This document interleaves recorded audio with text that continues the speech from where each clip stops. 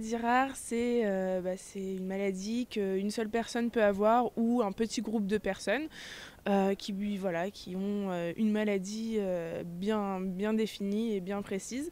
Après,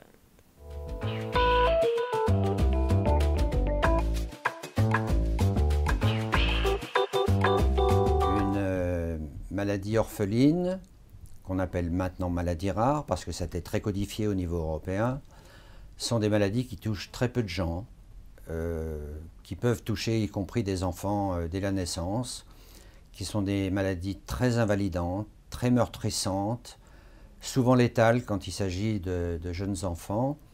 Et c'est des maladies qui, globalement, en France, touchent à peu près 3 millions de personnes, c'est-à-dire 25 millions en Europe si on globalise. Une maladie rare ne doit pas toucher, pour continuer à être considérée comme rare, elle ne doit pas toucher plus de 30 000 personnes.